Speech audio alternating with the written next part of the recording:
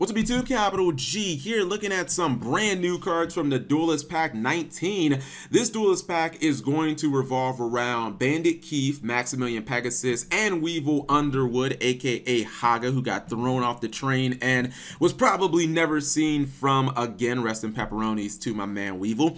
I've actually looked at these cards, and I think that they're all really impressive. They're better than I thought, especially the Bandit Keith cards. The Bandit Keith cards are actually really good, and the Weevil cards, the Pegasus cards, I'm a little lukewarm on those, but I think two of these characters, Konami looks like they are slamming these out of the park. Let's go ahead and talk about Bandit Keith's cards first, and I'll probably break this into 3 different videos so you guys don't get like a 20-minute video or anything like that. I've looked over these cards, and I'm a big Bandit Keith fan. I like them in what's it called, the Duelist Kingdom arc. I really like this duel versus Joey.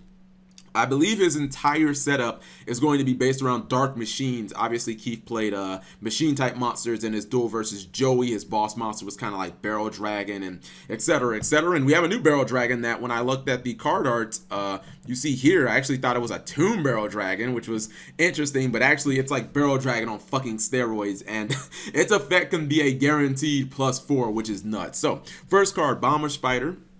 This is a level 4 Dark Machine type, 1400 attack, 2200 defense. Very good stat line for a level 4 monster, especially that defense. The first effect says once per turn you can target one Dark Machine monster you control and wait one face up card your opponent controls, destroy them. To me, this is a very good effect. It's very much like a baby Scrap Dragon or a baby Phantom Knight's a Break Sword. Obviously, you don't have to go in your extra deck. You can only target face up cards on your opponent's side of the field, but you know, you get Pendulum Scales and continuous spell and traps, field spells. Definitely seems like a good way to start the archetype off. Maybe you can play Supply Squad or something like that, blow up your card, draw a card, blow up your opponent's card at the same time.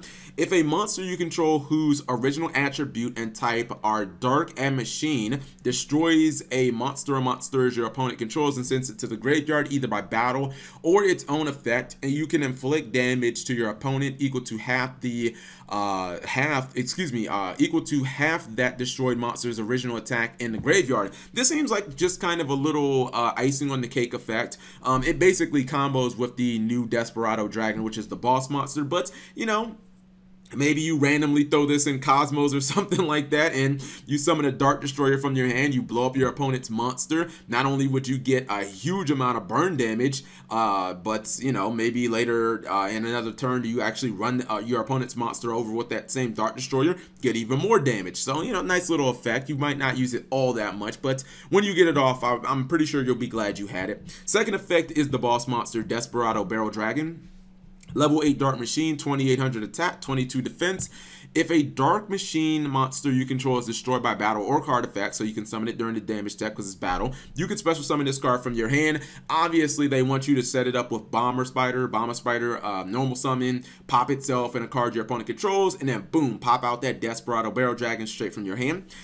Second effect, which is just the fucking nuts effect. It says once per turn during the battle phase, you can flip 3 coins and destroy face-up monsters up to the number of heads. If all 3 were heads, draw 1 card. This card cannot attack the turn you activate this effect. This is fucking nuts. I understand some people are gonna be like, oh Cap, why does it have to be during the battle phase? But you have to understand, as impractical, or I would say as unlikely as it is that you are going to get 3 heads, you do understand that this can be a +4. You can blow up 3 monsters and draw a card that turn. I don't even care that it can't attack. Like, I don't even care about that. I think the reason Konami put that clause on there that it has to activate in the battle phase is I don't think that they want you bringing this back with, like, you know, Soul Charge, or bringing it back with Oasis of the Dragon Souls, or I guess, you know, Back to the Front or something like that, and then being able to activate the effect and blow up, like, you know, 3 cards on the field and draw a card. I think that they wanted to eliminate just a couple of cards from being kind of like OP with this,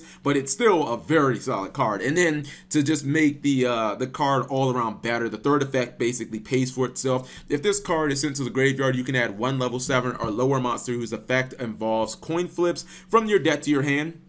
Very important to notice, does not have to be on the field. So if you Foolish Burial this card, you will get the effect. Or if you play That Grass Looks Greener, if you mill this, you just automatically get it. So you can technically just like Foolish Burial it to the graveyard and then get a Time Wizard. One of my buddies on my live stream pointed that out. This is just an overall excellent card. And actually, I know a lot of people are going to say, well, Cap, you're never going to get 3 heads. There's a way that you guarantee that you will get 3 heads in the continuous trap, which I'm going to read next. This is Gun Cannon Shot, which I'm sure they'll change the name in the TCG.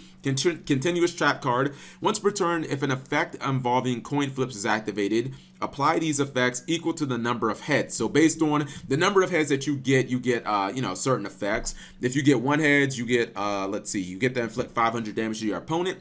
2, you get to destroy a card your opponent controls. That's where it gets interesting.